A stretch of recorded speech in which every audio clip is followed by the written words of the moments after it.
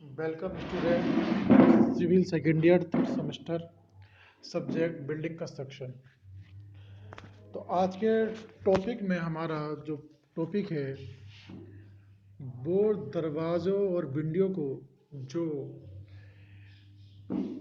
Fixing part होता है उसके बारे में हम पढ़ेंगे। यानी कि जब किसी भी डोर और विंडो को आप जब एक फ्रेम के साथ में उसके लैप लगाते हो तो किस किस प्रकार के आप उसमें बॉन्डिंग लगाते हो और किस तरीके से वो एक लैप हमारी डोर से या विंडो से कनेक्ट रहती है। तो स्टूडेंट ध्यान दें कि जब भी हम कोई डोर फ्रेम एक फिक्स फ्रेम होता है जो किसी भी बिल्डिंग में हम लगा देते हैं और उसके बाद में उसके अंदर जो किवाड़ा लगाते हैं तो कहीं ना कहीं हम कुछ कब्जे बेल्ट्स या हैंडल वगैरह जो लगाते हैं उन्हें कैसे कैसे कहाँ कहाँ एडजस्ट करते हैं इनके बारे में स्टडी करेंगे। तो फिक्स दरवाजे और खिड़कियों के अनुलंघन और बंधक fixture and the fastening for the doors and window. दरवाजों और खिड़कियों में विभिन्न कार्यों के लिए विभिन्न प्रकार की फिटिंग यूज की जाती है। सामान्य रूप से यूज होने वाले नंबर फर्स्ट का आता कब्जा, जिसको कहते हैं हम हिंज।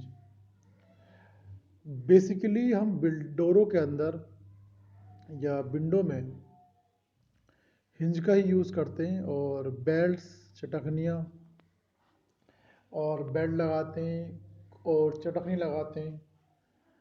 चटकनी आप समझ रहे होंगे जो किसी भी विंडो में ज़्यादातर लगाते हैं चटकनियाँ। हैंडल जिसके ज़रिए हम किसी भी डोर का लैप या विंडो का लैप खोलते हैं बंद करते हैं। स्टॉपर या स्टॉप्स, डोर क्लोज़र और लॉक्स। तो ये कुछ पार्ट्स हैं जो हम डोर विंडो में उसको फिक्स करने के बाद में जिनकी हमें नीड होती है और ये मार्केट में विभिन्न विभिन्न प्रकार के अवेलेबल होते हैं। ज़्यादातर हम इसको स्टील, आयरन या वुड के भी लगाते हैं। और जहाँ तक बात हिंज की है तो ज़्यादातर ये हमारी हिंज जो होती है वो लोहे की होती है। नंबर फर्स्ट आता हिंज, कब्जे। तो दरवाजे के पल्ले यानी कि लैफ को चौखट पर टांगने के लिए हिंज का ही यूज किया जाता है और कब्जे बहुत प्रकार के होते हैं। साधारण रूप से एक पल्ले वाले दरवाजे में एक साइड में और 4 कब्जे, दो पल्ले वाले दरवाजे में एक साइड में 3, अर्थात कुल 6 कब्जे यूज के होते हैं। विंडो के एक पल्ले के लिए सामान्यतः 2 कब्जे यूज किए जाते हैं और कब्जे लगाने के लिए पेंचों का यूज करना चाहिए, कीले नहीं। कब्जे का एक भाग चौखट की पताम और दूसरा पल्ले के एक सिरे पर कसा जाता है। कब्जे के विभिन्न प्रकार निम्न हैं।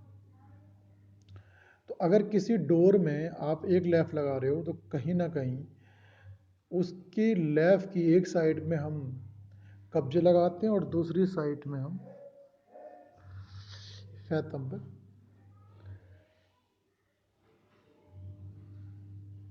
एक साइड में 4 कब्जे वो 2 पल्ले वाले दरवाजे में एक साइड में 3, अर्थात कुल 6 कब्जे यूज किए जाते हैं।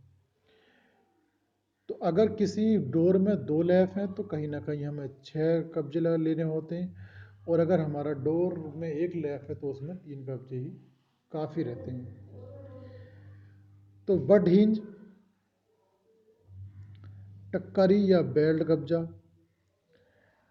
यानी कि समान दरवाजों व खिड़कियों में इन कब्जों का ही यूज किया जाता है। पट्टी या स्ट्रेप कब्जा। तो बट हिंज जो होते हैं सामान्यतः खिड़कियों में, इसका फिगर भी दिखा रखा है आगे, अभी हम आगे इसका फिगर दिखाएंगे आपको।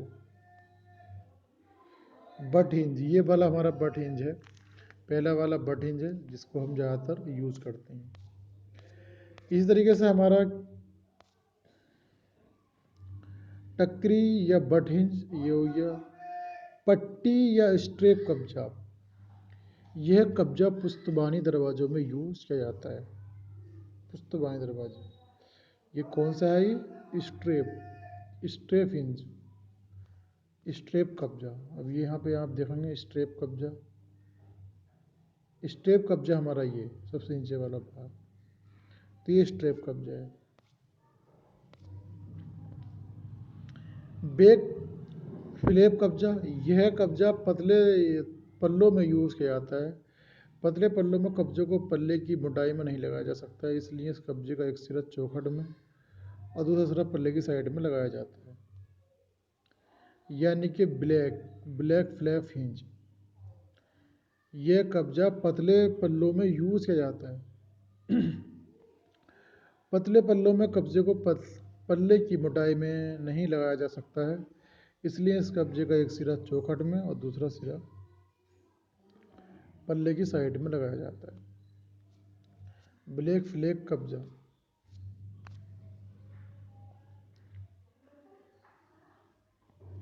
तो ये ऊपर वाला पार्ट दिखा रखा है ब्लैक फ्लैप कब्जा।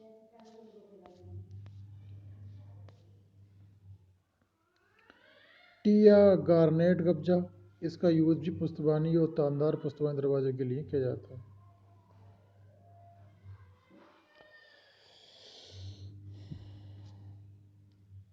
तो पार्लियामेंट्री कब्जा, पार्लियामेंट्री हिंज, जब दरवाजे का पल्ला खुला रहता है तो ये सामान्यतः आवागमन में थोड़ी बाधा डालता है।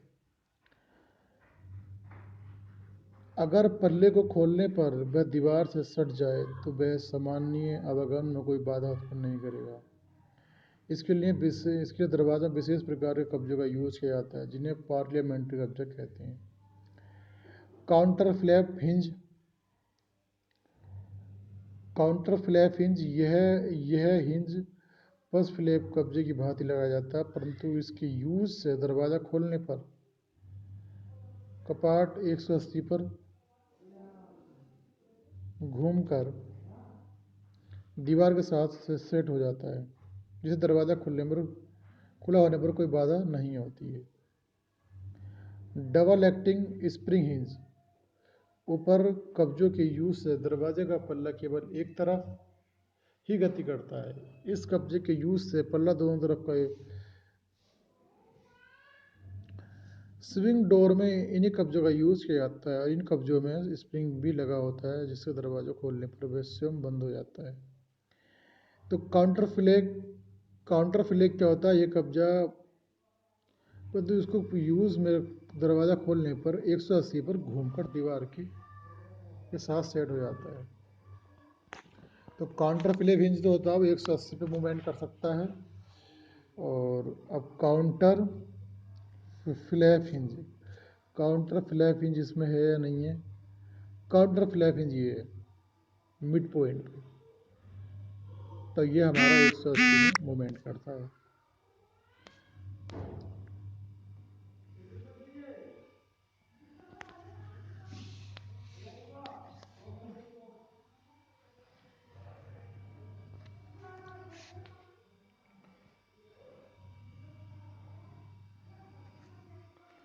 तो काउंटर फ्लैप हिंज हो गया डबल एक्टिंग स्प्रिंग हिंज, ऊपर कब्जों के यूज से दरवाजा का पल्ला केवल एक तरफ ही गति कर सकता है और इस कब्जे के यूज से पल्ला दोनों तरफ को यूज किया जा सकता है। डबल एक्टिंग स्प्रिंग हिंज, तो इन्हीं कब्जों का यूज किया जाता है और इन कब्जों में स्प्रिंग भी लगा होता है जिससे दरवाजे को खोलने और उससे बंद हो जाने को होता है। राइजिंग बट हिंज, उठाऊ टक्की कब्जा या राइजिंग बट कब्जा, यह एक विशेष प्रकार का कब्जा है जिसकी दोनों पत्तियों की सिरे कुंडलीदार मुड़े होते हैं। इससे दरवाज़ा खुलते समय थोड़ा ऊपर उठ जाता है और अगर कमरे में कारपेट बिछी होती है तो वह कारपेट खुलते समय उसमें बाधा उत्पन्न नहीं करता, इसे दरवाजा स्वयं बंद हो जाता है।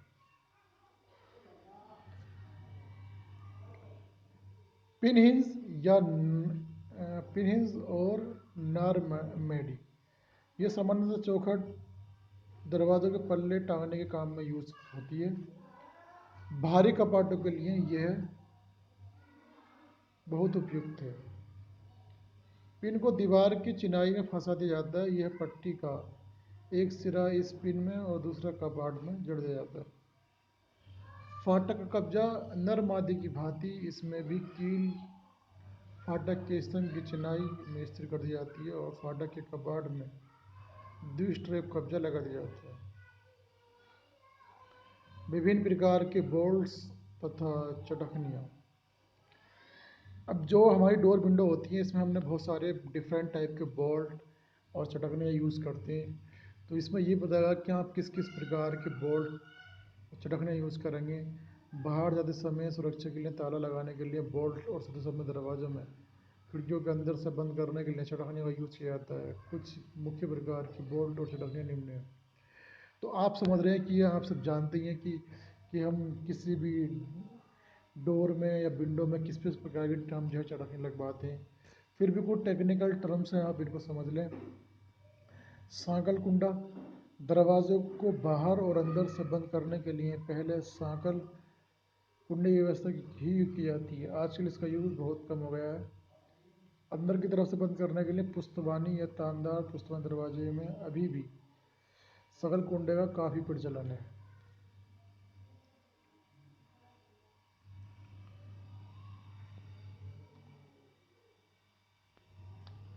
तो ये कुछ फिगर थे जो बट हिंज है, back flap hinge, rising butt hinge,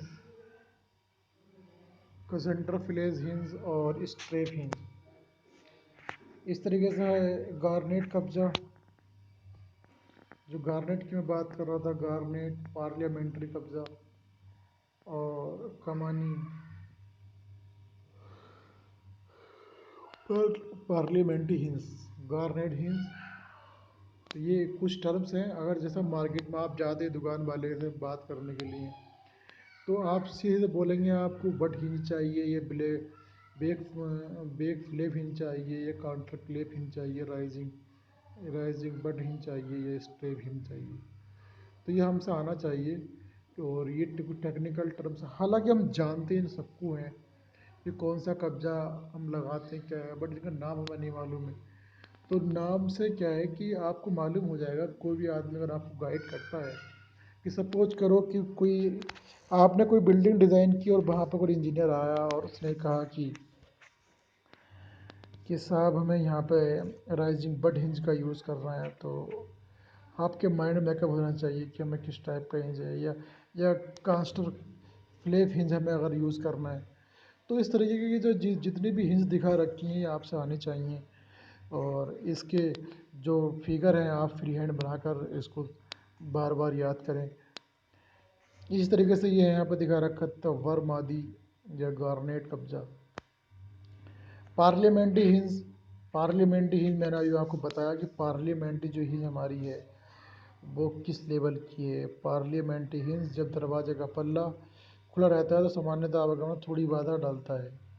अगर पल्ले को खोलने पर वह दीवार से सट जाए तो वह सामान्यतः आवागमन के लिए में कोई बाधा नहीं होता है। इसके लिए विशेष दरवाजों के कब्जों का यूज़ किया जाता है जिन्हें हम पार्लियामेंट्री हिंज कहते हैं।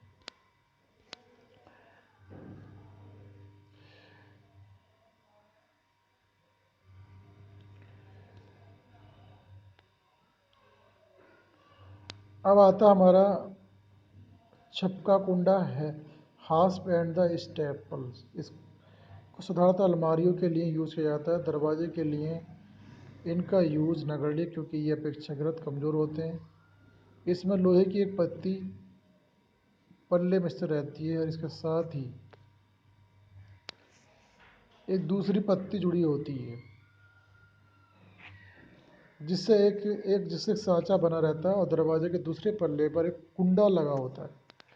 बंद करने की कंडीशन में छप्पर की पत्ती में बना खांचा कुंडे फिट हो जाता है। कुंडे के बने छिद्र में ताला भी लगाया जा सकता है।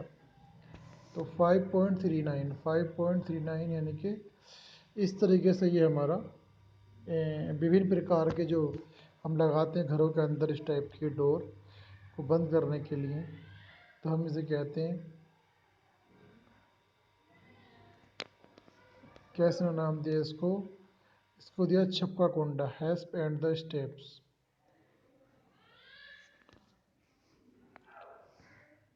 अर्गला या बेलन, एल्ड्रॉफ बोल्ट, ये लोहे एल्युमिनियम पीतल के बने होते हैं। आजकल दरवाजों में इनका यूज़ बहुत ज़्यादा है और ये दरवाजे बाहर की तरफ दरवाज़ा बंद करने में ताला लगाने के लिए यूज़ किया जाता है। एल्ड्रॉफ बोल्ट। मोर्टिस बोल्ट, ये दरवाजे के कपाट में संधी स्टाइल्स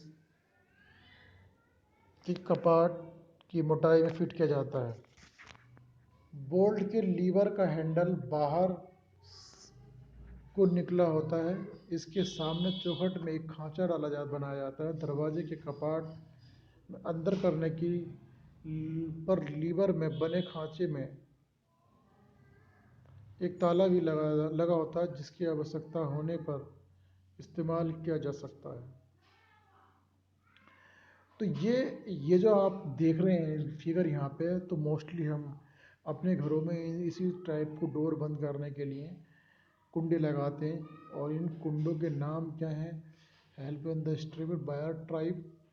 और कुछ चटखनी दिखा रखी हैं। ये इस टाइप की फिगरें हैं जो विभिन्न प्रकार के बोल्ट और चटखनियाँ हैं। इस तरीके से हम बात कर रहे थे अभी यहाँ पे कि जो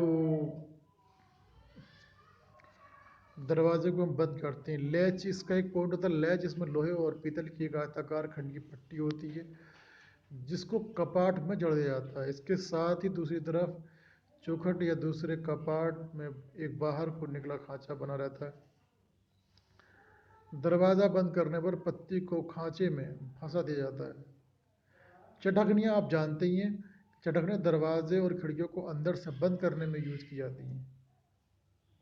इसके अलावा इन्हें हम अलमारी में भी, देखो जो भी चटखनी होती है हम उसको किसी भी डोर में बाहर से बंद करने के लिए इस्तेमाल नहीं करते, क्योंकि उसके अंदर लॉक लगाने की फैसिलिटीज़ नहीं होती है। जब आप रूम के अंदर होते हैं तो रूम को बंद करने के लिए ज़्यादातर हम चटखनी लगा देते हैं, और विंडो में अक्सर हम चटखनी ही लगाते हैं। चटखनियाँ दरवाजे और खिड़कियों के अंदर से बंद करने के में यूज़ की जाती हैं। इसके अलावा इन्हें अलमारी आदि में भी यूज़ किया जाता है। ये सामान्यतः एल्युमिनियम, पीतल और लोहे की बनी होती हैं। चटखनियों में को पेचों से जड़ा जाता है। ऊपरी चटखनी, ये दरवाजे और खिड़कियों में ऊपर की तरफ वर्टिकल लगाई जाती है। 5.39 पीछे रहेगी तो वर्टिकल लगाई जाती है। सब जानते हैं आप, वर्टिकल लगा दी, चटखनी लगा रखी है वर्टिकल। और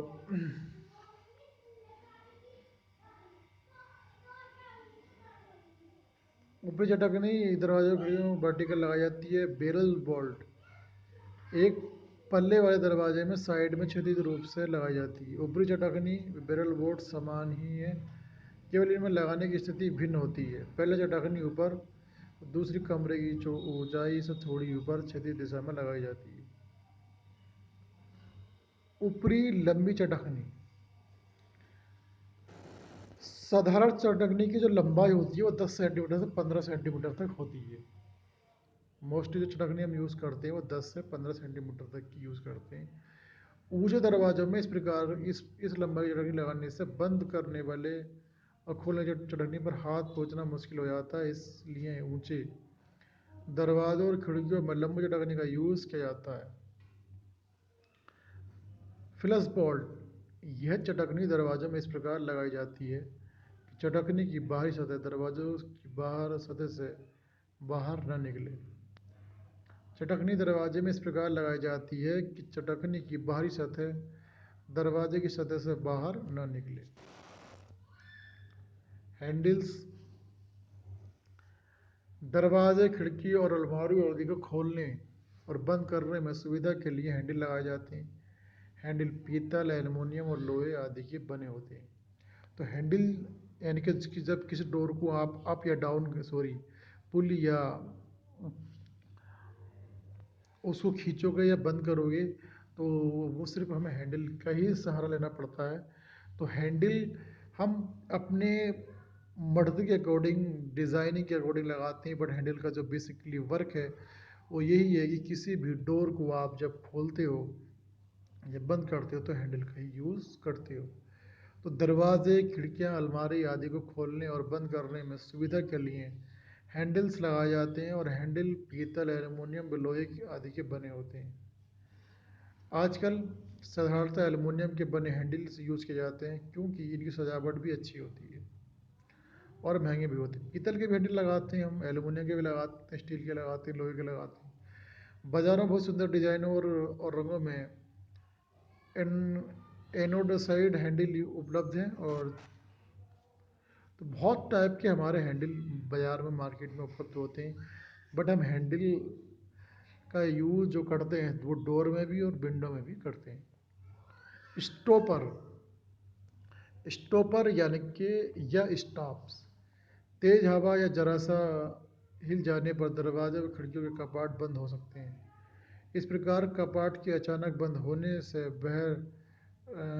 बहल लग सकता है और तथा कभी कभी दरवाजे चौखट के बीच उंगली या हाथ फंस जाता है, इससे काफ़ी चोट आ सकती है।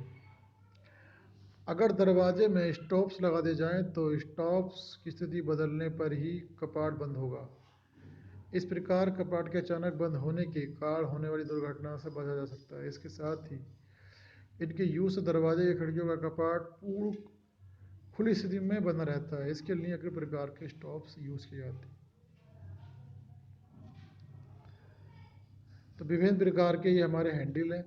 तो हैंडल अलग अलग प्रकार के भी हो सकते हैं और किसी किसी डिज़ाइन का कौन सा हैंडल है, आपका कितना बजट है, उसी के हिसाब से हम हैंडल अपने डोर में, विंडो में लगाते हैं। स्टॉपर्स, इसके बारे में हम आगे आपको बताएंगे। बट स्टॉपर्स का मेन काम यही होता है कि डोर जो है पूर्णतः खुला रहे। तो एक स्टॉपर लगा देते हैं ताकि किसी हवा से हमारा डोर का जो लैप है वो अचानक बंद ना हो। तो चटखनियाँ, आप जानते ही हैं कि चटखनियाँ हमारा का जो बेसिक यूज है वो सिर्फ यही है कि जब हम किसी भी बिल्डिंग में चटखनी लगाते हैं तो हमारा मेन पर्पज़ यही होता है कि वो आसानी के साथ उसको बंद किया जा सके और खोला जा सके। तो चटखनी किसी भी डोर, विंडो में हम लगाते हैं।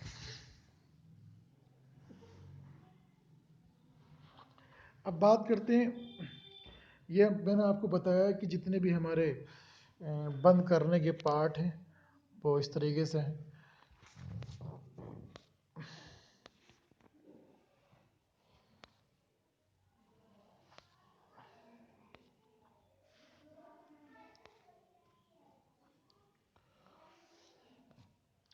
तो हमने सिर्फ इस टॉपिक में यही लिया था कि ये जो हमारे डोर और विंडोज़ हैं, ये तो हालांकि हमने अब तक फ्रेम की बात कर रहे थे कि किसी बिल्डिंग में कैसे कैसे फिट करते हैं।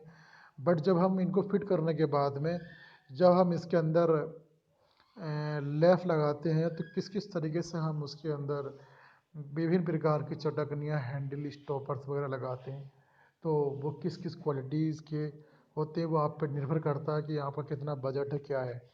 बट फिर भी आपको मैंने इतना बताया कि किस किस तरीके के हमारे जो हिंज होते हैं। तो हिंज हमारे इस टाइप के होते हैं कि जो आधा 180 पे भी रोटेट होता है और कुछ हमारे लेफ़ ऐसे होते हैं कि जो दोनों ओर मूवमेंट करते हैं।